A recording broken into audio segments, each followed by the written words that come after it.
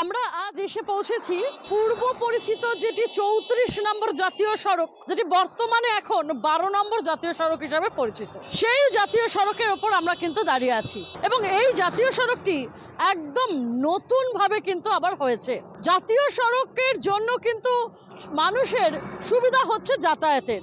জাতীয় সড়কের জন্য এপার ওপার গেছে আটকে, তাও আবার বোল্ডারে। কীরকম?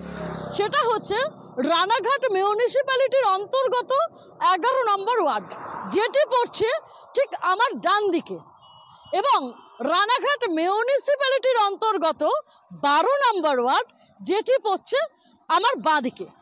এবং এই ১২ নম্বর ওয়ার্ডের দিকে যদি আমি এপারের দিকে বলি, তাহলে যেখানে রানাঘাট কলেজ, বিভিন্ন স্কুল, যে স্কুলগুলোতে রানাঘাট মিউনিসিপ্যালিটির অন্তর্গত ১১ নম্বর ওয়ার্ড শুধু নয়, তার পার্শ্ববর্তী এলাকা আনুলিয়া, এবং সেই জায়গা থেকে কিন্তু স্টুডেন্টদের আসতে হয় এই স্কুল বা কলেজে, যেটা আমার বাঁ দিকে রয়েছে।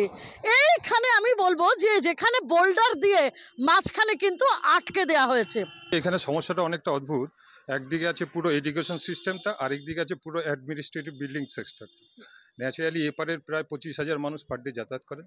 সেম থিং অ্যাডমিনিস্ট্রেটিভ কাজ করার জন্য ওই পারেও মানুষ এখানে যায়। দীর্ঘদিন এখানে রাস্তাটা খোলা ছিল, মানুষ যাতায়াত করতো, কিন্তু হঠাৎ করে একটা অ্যাক্সিডেন্ট হওয়ার জন্য কিছু মানুষের জন্য এটা বন্ধ হয়ে গেছে। যদিও আমাদের থানার সঙ্গে একটা মিটিং হয়েছিল আইসির সঙ্গে, এনএইচের, রানাঘাট মিউনিসিপ্যাল এবং রানাঘাট থানা এবং লোকাল কিছু মানুষকে নিয়ে ওইখানে একটা সুস্থ আলোচনা করার জন্য আমরা এগিয়ে যাচ্ছি। আশা করি মিটবে, কিন্তু যতক্ষণ না মিটছে ততক্ষণ স্টুডেন্টদের, বেশি করে স্কুল কলেজের স্টুডেন্টদের খুব অসুবিধা হচ্ছে। আমার শহর রানাঘাট থেকে সঙ্গীতা চ্যাটার্জির রিপোর্ট, কলকাতা টিভি।